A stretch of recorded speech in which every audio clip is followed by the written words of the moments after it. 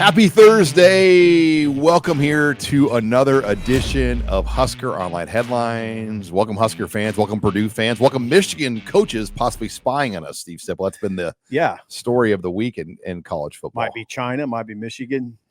You know what? They can spy on us all they want. We know nothing, but let's bring in. We every week we bring in our top headlines of the week. And Nebraska plays Purdue Saturday, 2:30 FS1.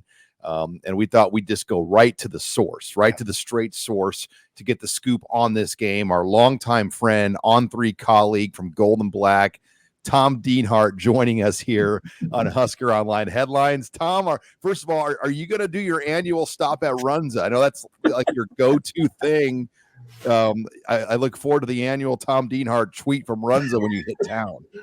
Yeah, it's something unique. I might do that, Sean. I might do that for sure. There's so many great places in the Haymarket too. My gosh, one of my favorite places to come is Lincoln, Nebraska. I always say Madison, Wisconsin is my favorite.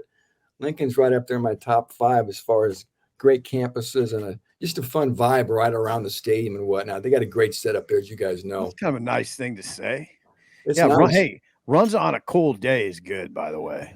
A hot Runza on a cold day is good. Sometimes they got like a little Runza truck right by the stadium. They still do. Oh, okay. So let's jump into this matchup. I mean, you're in year 1 of Ryan Walters, Tom, at Purdue. And in so many ways, they probably overscheduled for a year 1, especially with that non-conference slate. So it's a hard team to read because you played Iowa close. You blew the doors off Illinois. You played Fresno close. They beat Virginia Tech. Yeah. What is your read on this year 1, knowing the context of the schedule they played, maybe as tough of a 3-game non-conference slate as any team in the conference? Yeah, I think it's probably gone about as expected, Sean. I think they obviously are behind schedule, if you will. I really thought they had to make hay in September. They had 5 games in September. 4 of them were at home. I thought they needed to at least go 3-2 to have a real good shot at a bowl. They didn't. That loss to Syracuse at home, they lost to Fresno State at home, really has them chasing that bowl bid now. And their backs against the wall, fellas. They got 5 games left. They're 2-5. They have to go at least 4-1. One of the games is at Michigan, so they're not going to win that game. That means, guys, they've got to win at Nebraska, against Minnesota, at Northwestern, against Indiana. It's possible, but again, it all starts Saturday at Nebraska, which is basically a must-win game for Purdue if it wants to have any shot to get to 6-6. Tom Dienhart, you look at Purdue and you look at Graham Harrell, the offensive coordinator, and you think air raid, but it looks to me like they lean pretty hard on their running game. Yeah, Sip, you're right. It's kind of funny. You think the cradle of quarterbacks, right? Purdue University, throw the ball, air raid. But yeah, the strength of this team has been that ground game. You guys saw Devin Mockabee last year, 178 yards rushing against Nebraska. He's really hitting his stride now, guys. He had some issues fumbling the football earlier this year, lost his starting job to Tyrone Tracy. Tracy got hurt. Mockabee reemerged. He's securing the ball better, and he's running really well. Tyrone Tracy's going to play, guys. He missed the last game and a half with a groin injury, so they're going to have both their backs returning. But as you guys know, man, this is the number 4 rush defense in America. Nebraska's got 76 yards a game. It's going to be tough sledding on the ground. I think Purdue's only real hope here is to try to get something going downfield to try to loosen up that Nebraska defense if they don't have any sustained success on offense, it looks like. What would you say is the real strength of Purdue when you kind of size up what you've seen over the first 7? Besides Mockabee and some of the running game, I mean, is there something like that really jumps out with what Walters has brought in there from where it was at with Brom? I think the other spot on offense that I think is pretty strong is the tight end position. Garrett Miller, number 88. I think he's a pro. He missed all of last year with a knee injury. He's been really slow to get up to speed this year, but he's finally hitting his stride, guys. So he's going to have a big game, I think, if Purdue wants to win. I think on defense, the strength is up front. The outside linebackers, they have one guy called a Fox and one guy called a Buck. The Buck's in the boundary, the Fox is in the field. They line those guys up on the line. Nick Scorton, Kydron Jenkins, 2 of the best pass rushers in the Big Ten. And they've got a good, solid group of 6 guys that can rotate inside that have some size. So those two areas are probably the strength, or two of the strengths on this team so far in 2023. That's a little scary, Tom, for Nebraska fans to hear. I mean, Purdue does rank 19th nationally, averaging 3 sacks per game. Mm-hmm. And you're talking about some outside linebackers that can fire off the edge. That's where Nebraska has been a little vulnerable. So you think they could get some stuff done that way?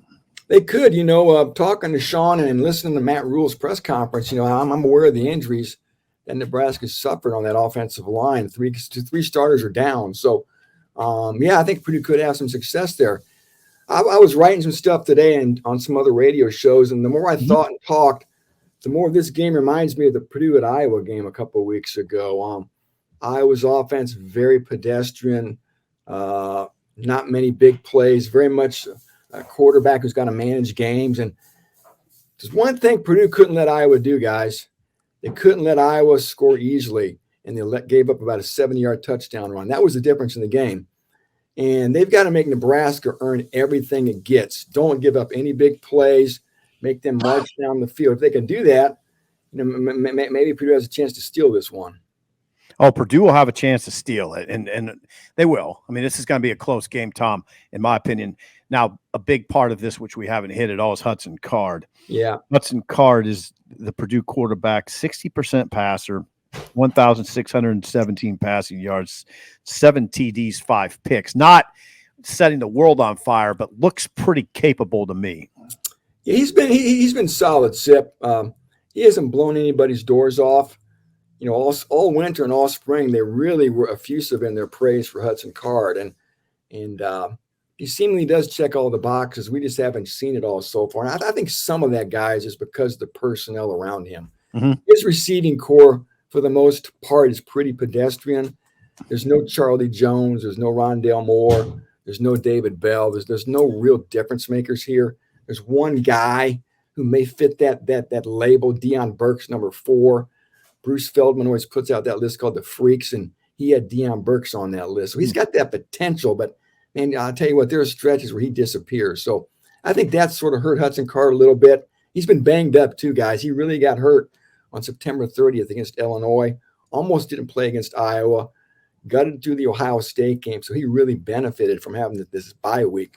And he should be good to go, but as you guys know, man, the really good quarterbacks make everybody around them better, and I guess we're all waiting for Hudson Card to sort of elevate the play of everybody else around him. Tom, as we shift gears here, I'd be remiss not to ask you about the situation at Michigan. Obviously, you've got a long history of covering this conference for the Big Ten Network, the Sporting News, and other outlets before your time at Golden Black.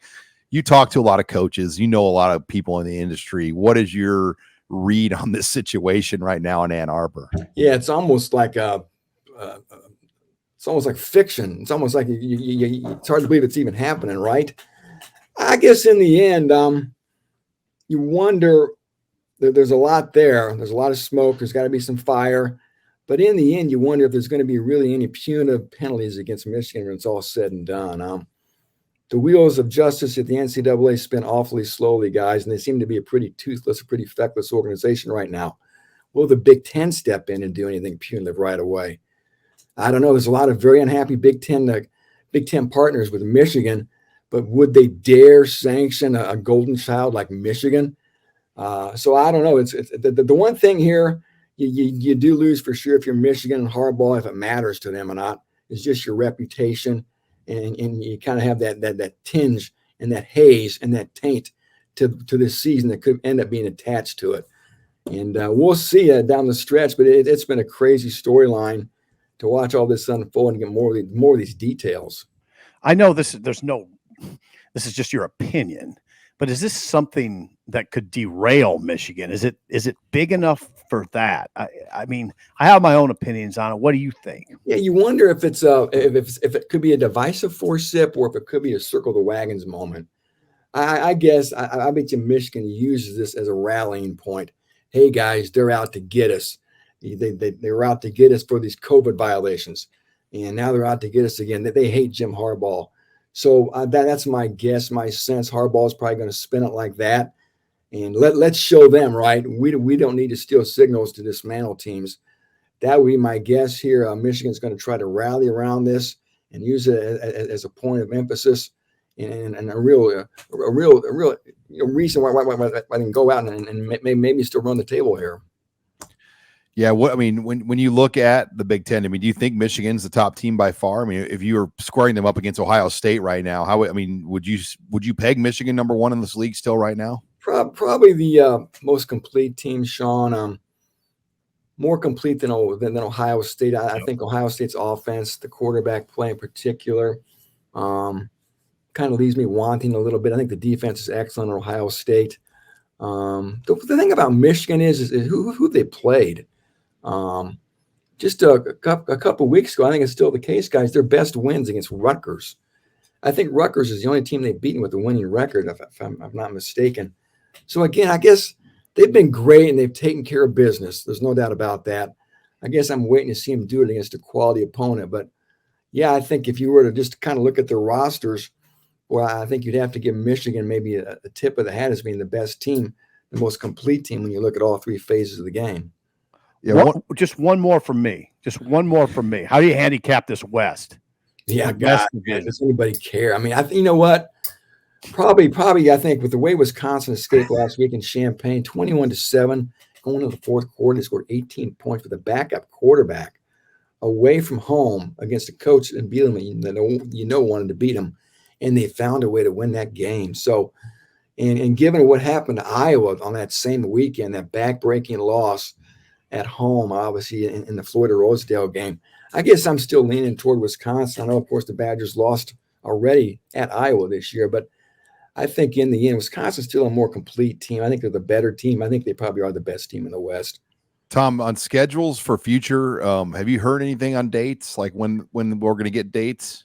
From what I've heard, it should be soon because they've got to get rolling here, guys. This is 2024. It's less than a year away. There's a lot of things that have to be planned. You know that with travel, with hotels, and whatnot. So from what I've heard, it should be sooner rather than later where we actually get some dates for 2024 at the very least. Because, like I said, there's a lot of details, contingency plans that have to be buttoned up for these teams moving forward here.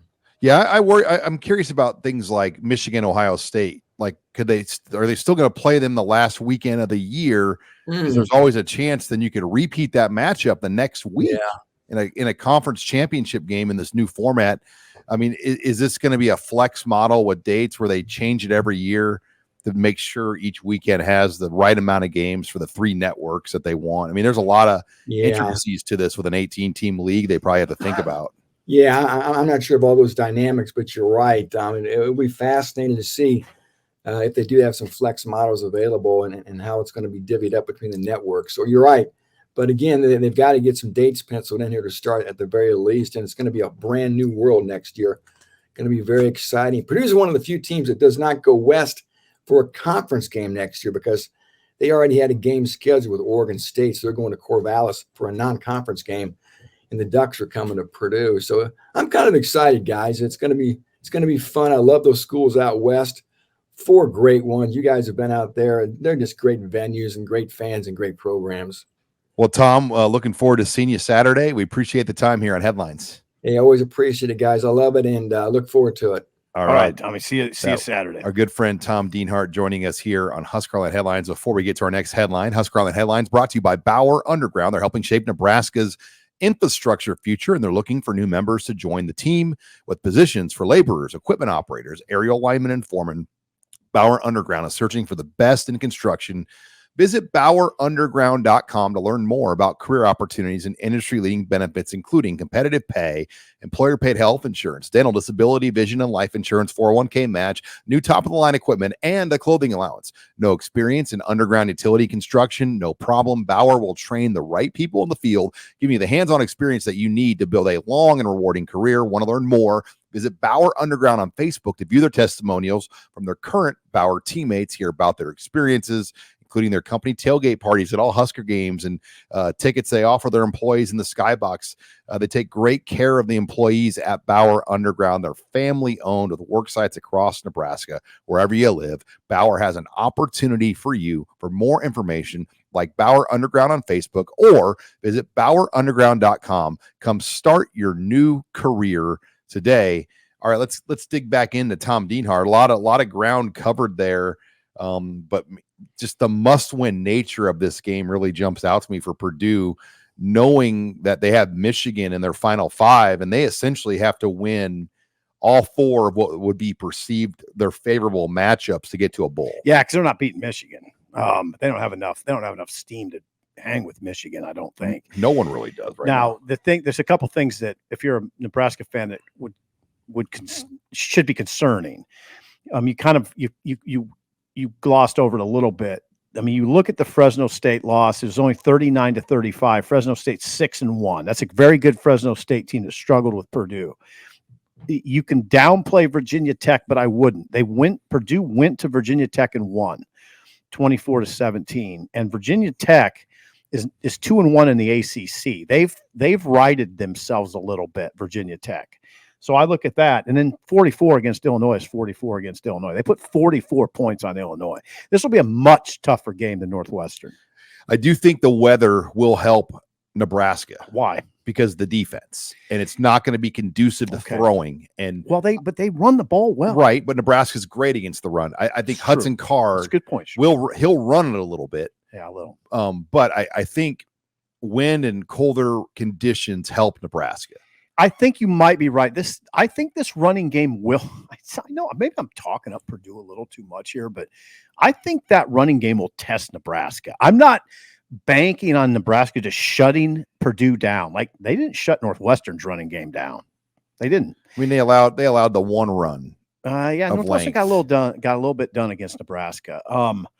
So I don't. Maccabee had 178 yards against Nebraska last year. Devin Maccabee. He's kind of found his stride. He has 7 fumbles this year, which is now he's only lost 2, and then Tom mentioned they get Tyrone Tracy back. Tracy ran for 112 against Illinois.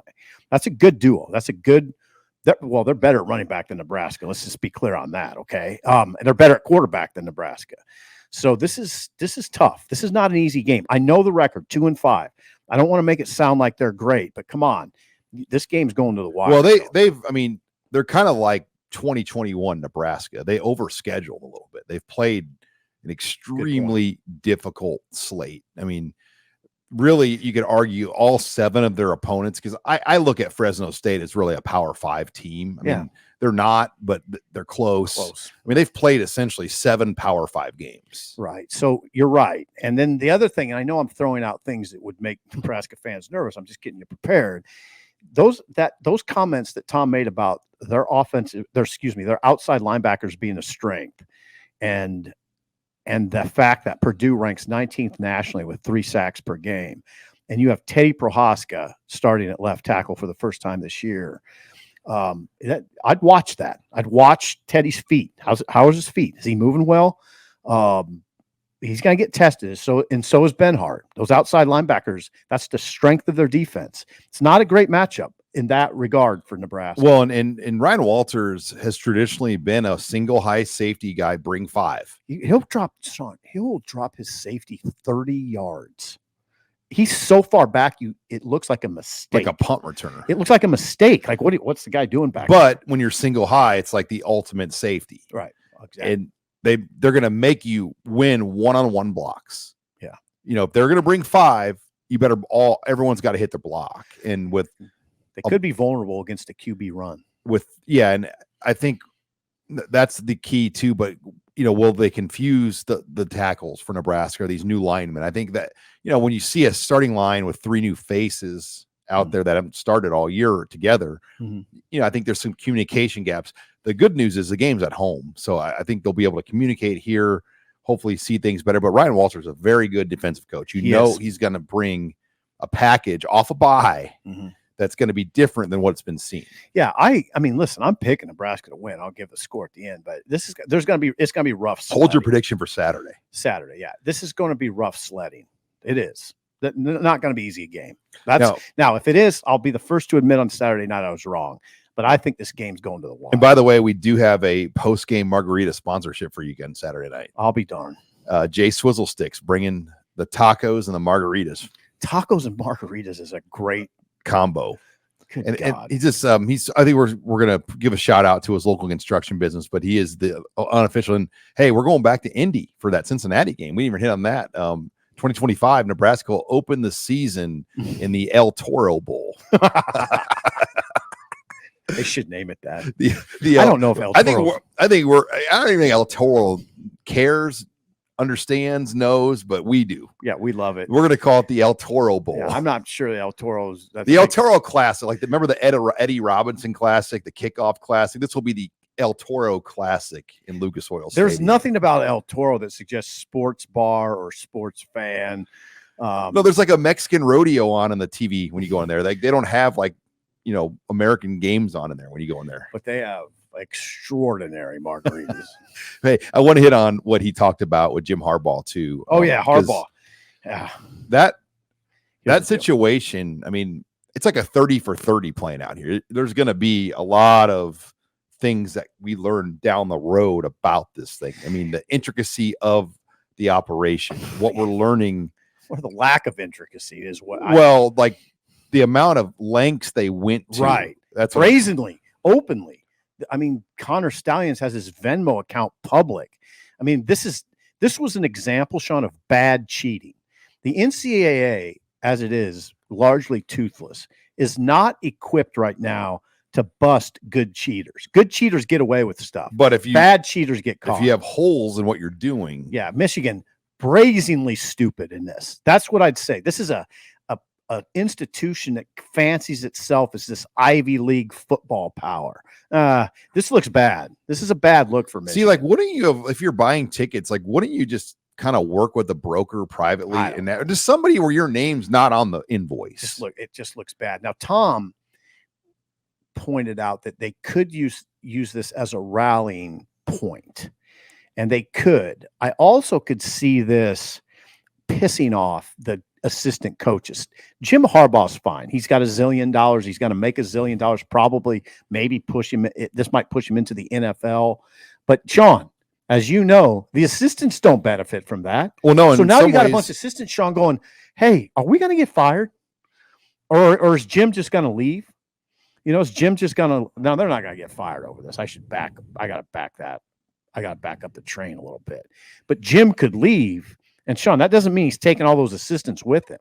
So suddenly their world's kind of thrown into turmoil because of this low-level staffer that was irresponsible, right? Is that your read? Oh yeah, I mean it's. I would be pissed if I was a and if you're an assistant coach, it basically says, oh, the only reason you were having success is because you knew the plays. Oh yeah, I mean, well, now that's a whole nother discussion. Now I talked to one former assistant who said, look, if you steal signs and you have those signs going into a week of practice, that absolutely matters because you can work on that stuff all week long. That's much different than in-game stealing. Like Brent Venables is known throughout college football as a guy who's really good at stealing signals, but that's in-game. If you're stealing them in advance and then can work on them during the week, yeah, that's an advantage.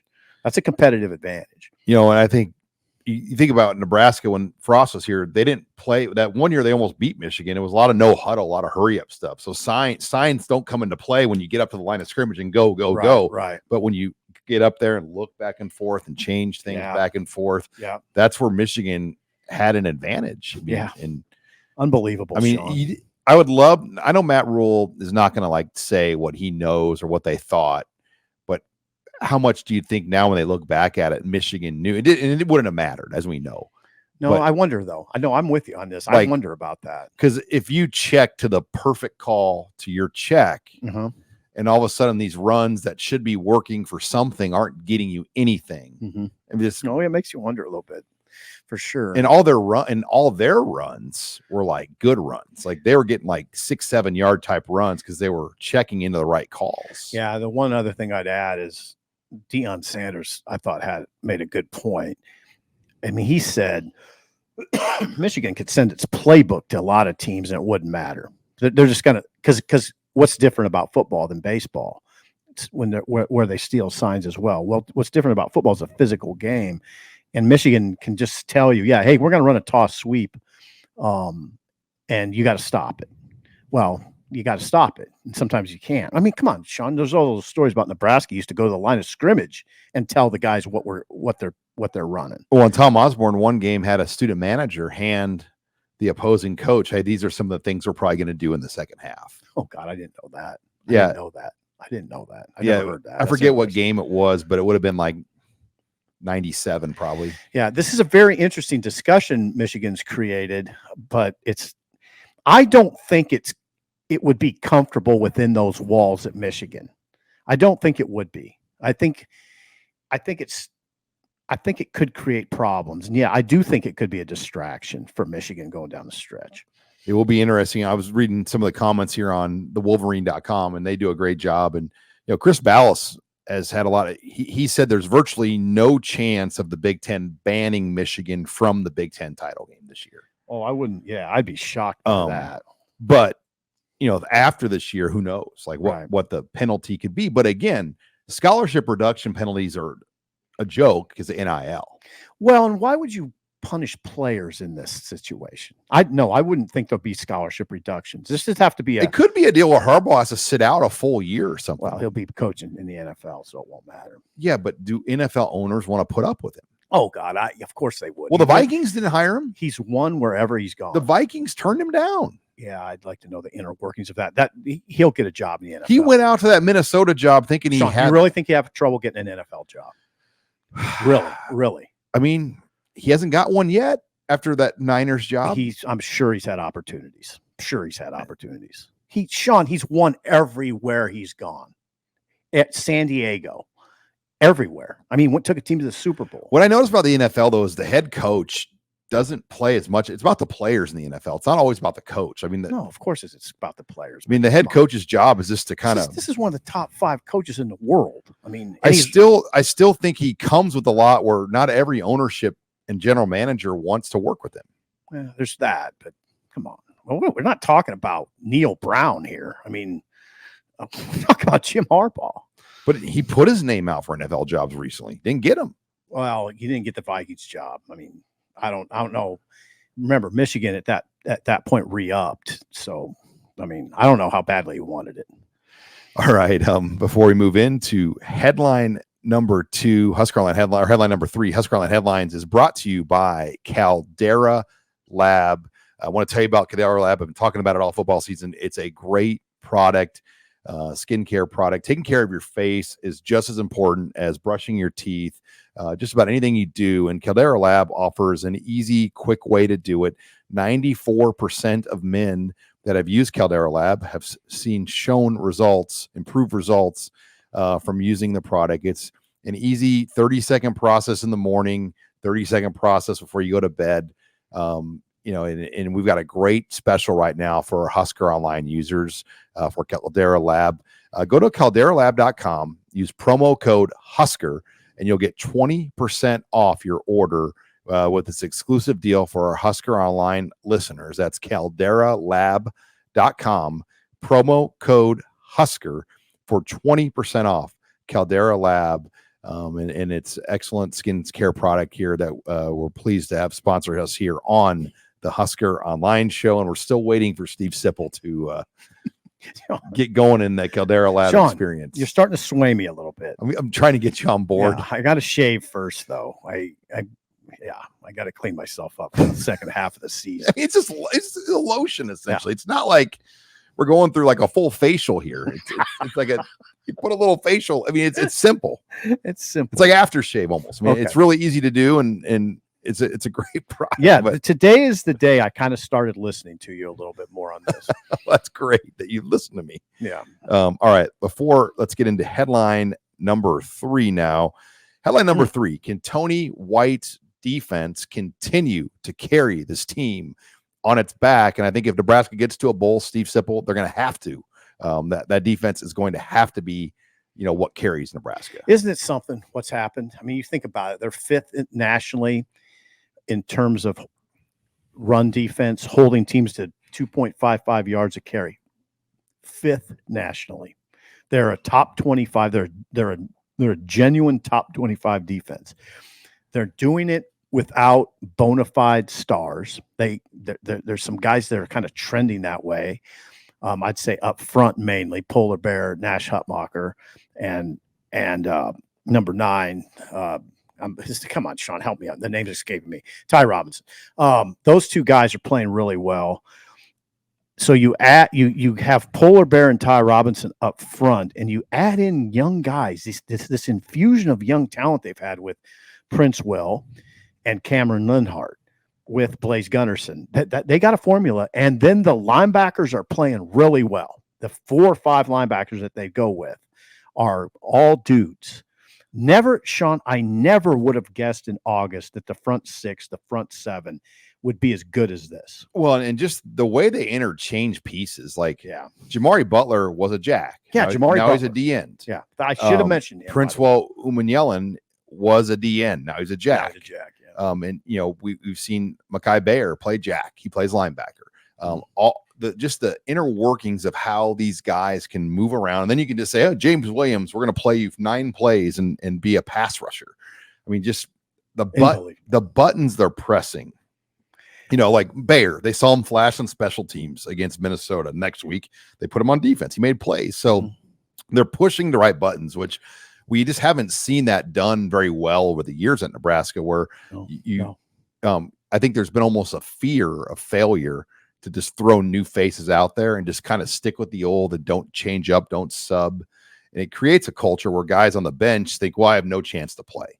Like with Matt Rule, if you're on the scout team now, you have a chance to play on Saturday. Great points, Sean. What we're seeing and what's being reinforced is that coaching matters. What we're seeing with Nebraska is a high-level defensive coordinator. And again, remember in the winter, Sean, that long winter we had when they announced Tony White, one of the last staff hires, right? Tony White from Syracuse. We were a little underwhelmed, right? Like, I don't really know who this guy is. Syracuse was a good defense, not a great defense. Tony White has been sort of a national revelation if you dig into it. Sean, he's got a top 25 defense at Nebraska, a top 5 rushing defense. And forget the numbers. The eyes tell you what you need to know, which we've covered.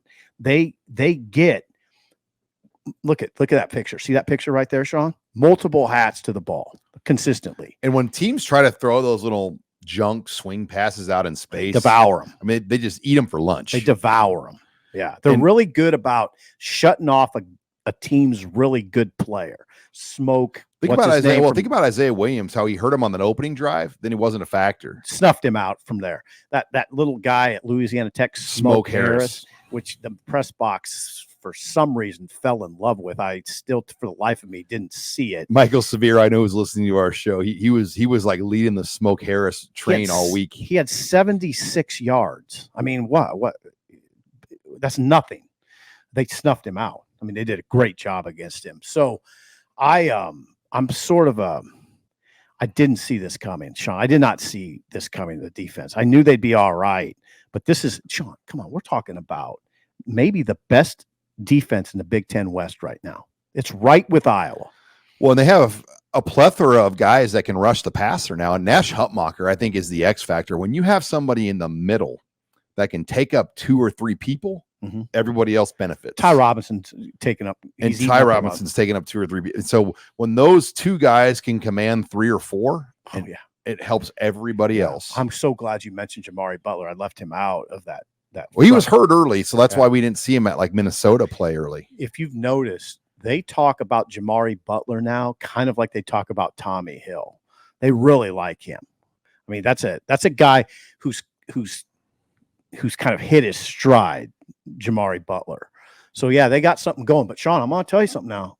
They're going to be tested in this game by those 2 running backs. I know you think I'm crazy, but those guys can run it. Tyrone Tracy and Maccabee are pretty good running backs. Yeah, the weather Saturday too, I think is conducive to a defensive style team. I mean, I'll be curious, 40% chance of snow with temps in the 30s, kind of how this defense looks when it's not going to be ideal offensive conditions. I mean, it's a banner day for Big Ten West football. It is. Purdue, but now Sean, Purdue, they're gonna try to run it at Nebraska with those 2 guys. I'm interested to see how that looks. Can they block Nash Hutmacher? I haven't seen anybody do it all year. Yeah. I mean, Michigan to an extent did, but I'm saying, like, can they block Nash Hutmacher? We'll see. It'll be interesting to see. All right. And one other thing on Tony White I want to get to, because I get this a lot. And I'm sure you're getting this a lot at your speaking events we do in talk shows. There's almost this fear of like, how are we going to keep Tony White already? I think people are getting smart enough to think that he's going to get some head coaching opportunities. I think that's a good problem to have. And, it's a great problem. He will have opportunities. I mean, there's a job I always say, like, what if like San Diego State opens, which people think it will? That would be a good fit for a guy like Tony White. But does he want that? And I think it's safe to say Tony White's going to get a raise. Yeah, I don't know what. I mean, the key part of that discussion is how much does San Diego State pay a head coach, which I don't know. Well, yeah, Group of 5 pay versus Power 5 pay. Like, what kind of opportunities do you want? Because if you're a Group of 5, or if you're a Power 5 high-profile coordinator, you make as much or more than Group of 5 head coaches now. Right. So I don't know what San Diego State's paying. A lot of it will come down. I just use that as an example because they're a quality Group of 5 job. Right. The only thing I would add to this discussion is there are coordinators out there where you say, nah, he's not a head coach. I don't think it's going to happen. Tony White's different. He carries himself. Yeah. He feels to me like a guy who could lead a program. And you can tell he's preparing for that day. There's no doubt about when you that. see him speak, the way he carries himself, the way the professionalism he has. 100. Sean. He's like, all right, I am going to be a head coach, and I'm getting ready for that day. And 100. It's a matter of how many years will he be here for, but he's doing an excellent job. All right, before we get to headline number 4, HuskerOnline headlines brought to you by CHI Health. I want to tell you about myprovidermatch.com.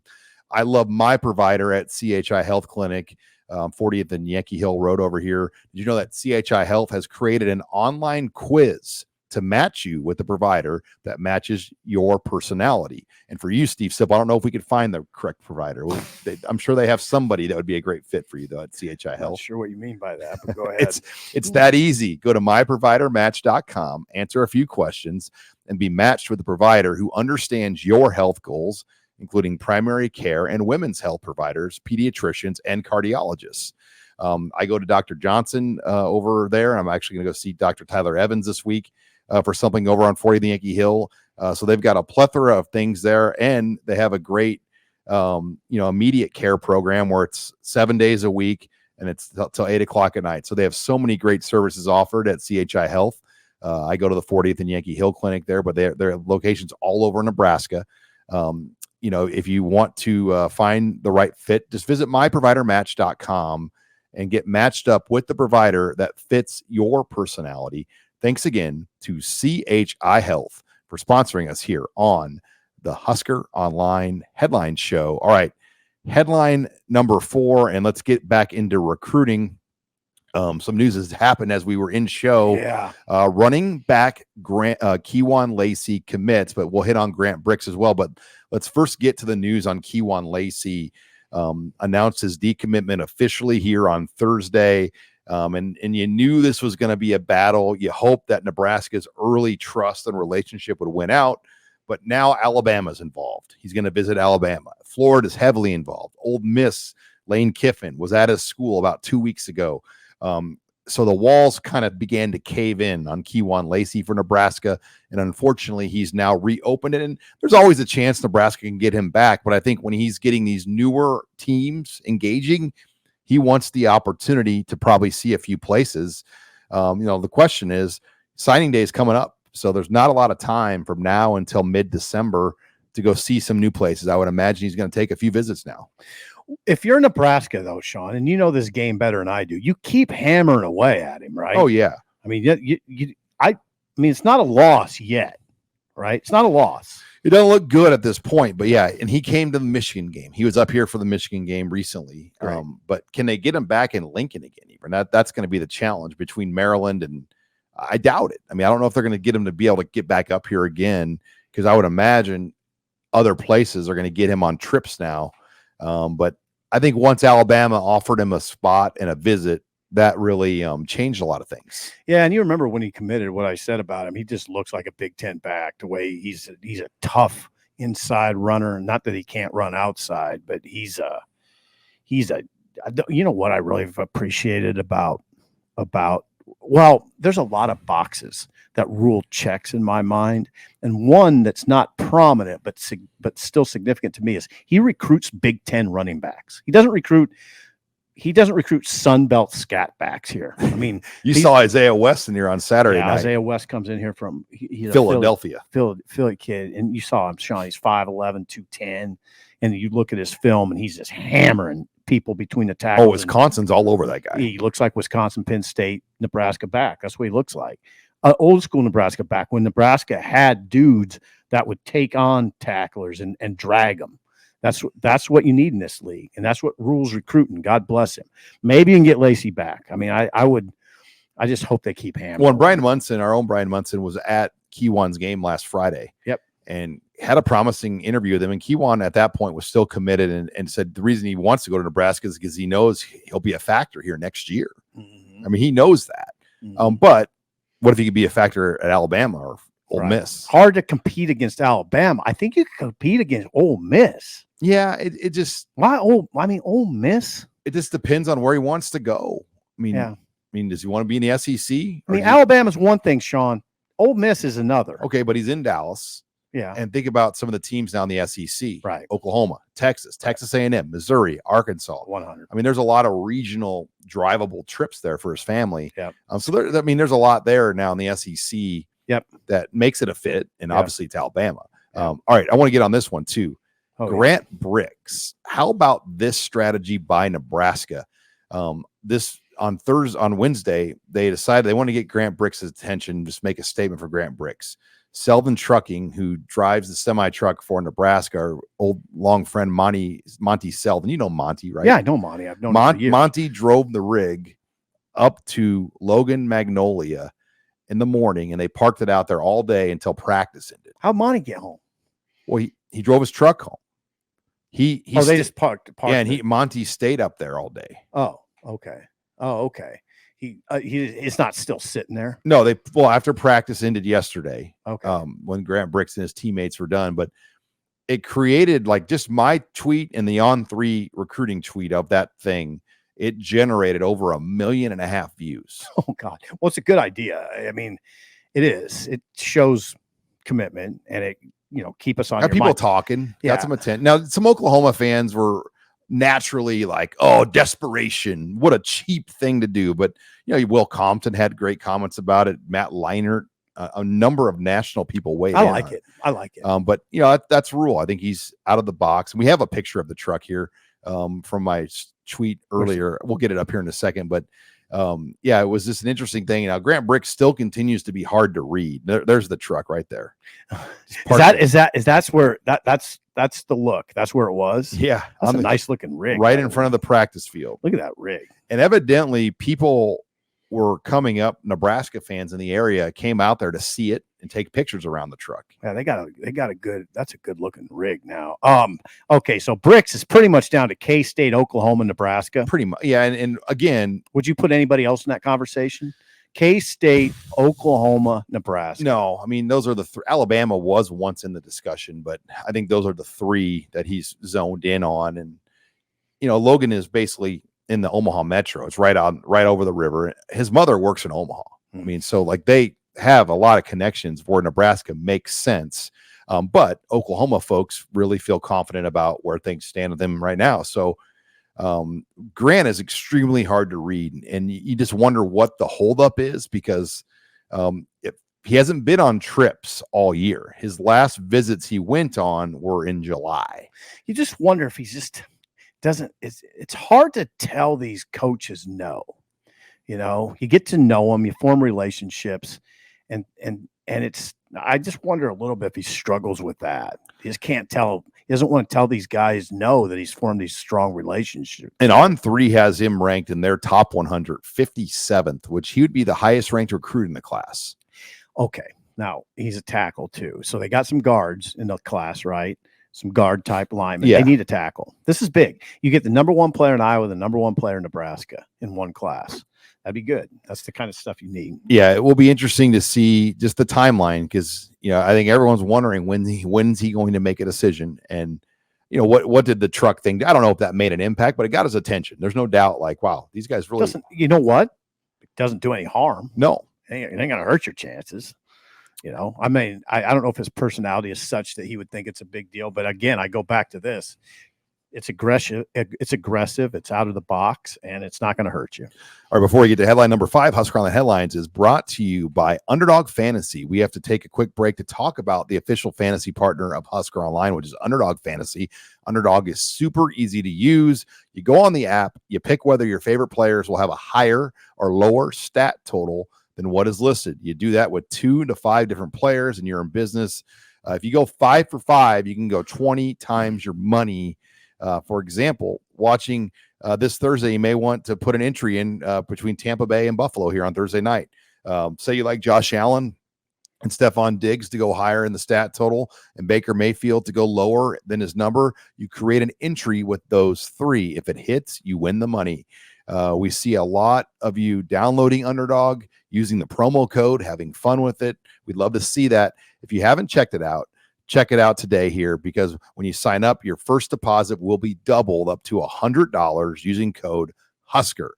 Visit underdogfantasy.com, find them in the App Store, and don't forget to register with my promo code Husker to get your first deposit doubled up to $100. You must be 18 and present in a state where Underdog Fantasy operates. Terms apply. Concerned with your play? Call 800-522-4700 or visit ncpgambling.org. Thank you again to Underdog Fantasy for sponsoring us here on the Husker Online Show. All right, headline number 5. Is Nebraska really a threat, Steve Sipple, to win the Big Ten West? Yeah, absolutely. Now, what I've been consistently saying the last 3 weeks, going back to the bye before Northwestern, is if Nebraska can beat Northwestern at home and beat Purdue at home, I'll start taking that conversation seriously. So we're 1 win away from really, in my view, from it getting really serious. You got to beat Purdue. You got to take care of these games at home, and then we'll see. We'll see what happens from there. But certainly Nebraska's schedule is conducive to them making a run. Oddly, as I look at it, I kind of like Minnesota better than anybody right now. I mean, they have to play a tougher schedule, though. Don't they have Ohio State still? Yeah, but I think they can win their other 4. They can win the West slate. Yeah, and they have tiebreakers against Nebraska. They have a tiebreaker against Iowa, and would have an opportunity to get a tiebreaker against Wisconsin. Now, it's an out of the box. They're an underdog for sure, but they got Michigan State next, Minnesota, Illinois after that, Michigan State and Minneapolis, Illinois and Minneapolis, at Purdue, at Ohio State. That's an L. And then Wisconsin, which is a toss-up game in my view. So they could get to 6-3 with tiebreaker wins against Nebraska, Iowa, and Wisconsin. Do you see what I'm saying? Sure. So that's why I kind of lean that way. Well, 6-3 with tiebreakers is probably how it's going to go down. Yeah. But if anybody gets a 7-2, it's over. Over. Like Wisconsin could easily be 7-2 and win the thing outright. Okay, Wisconsin's 3-1. Now they're going to play Ohio State this week. There's 2. Iowa could get to 7-2 still. No, hold on. Can Wisconsin get to 7-2? They're going to be 3-2. Then they play at Indiana. Win. Northwestern. Win. Nebraska. Toss up. And then at favored. Minnesota. So Wisconsin's got a great path. Pretty good path. Iowa could win. They're 3-2. And then they have a bye week this week. Then Northwestern win. That's in Chicago, by the way. Wrigley Field. Rutgers, tough. And Iowa City, it's not easy, but probably win. Illinois, I would say win. I don't know, though. Illinois is tough. Right. At Nebraska. I guess what we're saying, what you're saying, what I'm saying without saying it, wide open and really hard to play. Well, and you could have a scenario where both Wisconsin and Iowa win out and they both go 7-2. No. Wisconsin, assuming Wisconsin loses to Ohio State. Yeah. Then it'd be 7-2. Then Iowa would own the tiebreaker. Yeah. I have a hard time, Sean. I have a real hard time thinking Iowa's going to win out with that offense. They had 11 rushing yards last week, 11 for the game against Minnesota. 11. That's with the sacks added into it, though. Oh, quit it. They couldn't run the ball, Sean. No, I know, but it deducts off the total. Right. They had 127 yards total. Okay? What was their tailback line, though? Bad. Yeah, they didn't run the ball. I mean, they couldn't run it. No, that quarterback, he's not a run threat. No, so I have a hard time saying things like, well, if Iowa runs the table, with that offense, it's a fight for survival is what, and it was the same with Nebraska. Hard to predict what's going to happen. Well, I think that's why Rule and everyone is so optimistic and positive, because they know they can win any one of these games. Still, they can lose any one. Hey, you know what they have, and we established this earlier in the show. If you have the best unit in your division, you're gonna have a shot. And they might have the best unit. When Buschini's on, he's pretty good. And I still think Alvano's a good kicker. I mean, that kick he made in the win last week was a nice kick. 47-yarder into the win. Yeah. And it had heat on it. Yeah, I've never questioned Alvano's leg strength at all. He's got a strong leg. It's just he's 4 for 8, so that's why people question him a little bit. Oh, by the way, Purdue, my God, their kickers are 3 for 9 this year. If it's a close game, if this is a close game on Saturday, edge to Nebraska in that regard. 3 for 9. They're the worst kicking unit in the league. And there's probably going to be some north wind. Yeah, well, you know how it is in that stadium. It's always going to be swirly, So yeah, we're not picking the game here, but I expect it'll be a game that could come down to something like that, a kick. All right. Well, make sure you stay on Husker Online. By the way, we got a great homecoming week special. You can get 50% off an annual subscription right now. So you can get an annual for $55 right now for just this week. So go to HuskerOnline.com. It's the best deal you're going to get right now on Husker Online to get 50% off an annual for new subscribers only. And take advantage of that this week here over homecoming week. We'll have Husker Online post-game live show, roughly 8:15 start time, just in time for Steve Sipple to get his post-game margarita this week. And a couple tacos from Jay Swizzle Sticks. And post-game live has turned into tune-in radio for a lot of people on YouTube. That's become one of our hottest things we do. I think we did over 15,000 YouTube views and 8,000 podcast downloads. So a lot of people like to tune into the post-game live. We urge you to join us as well because we have a lot of fun. We talk about the game, but we have a lot of fun. I think that's what people enjoy about the show is, we give each other a hard time and make fun of my skin and stuff like that, Sean. We get Caldera Lab stuff going, and we might get Sipple have enough margaritas to put on a layer of Caldera Lab. Yeah, you could bring some in. We could just do it on camera if you want. I don't know if we'd help sales or hurt sales. I think it would help. Yeah, Abby would probably just walk out of here, by the way, at that point. But and we'll have more coverage on the site as well. Lots of post-game coverage, big recruiting weekend again. So check out everything on HuskerOnline.com. For Steve Sipple, I'm Sean Callahan, signing off here for another edition of Husker Online Headlines.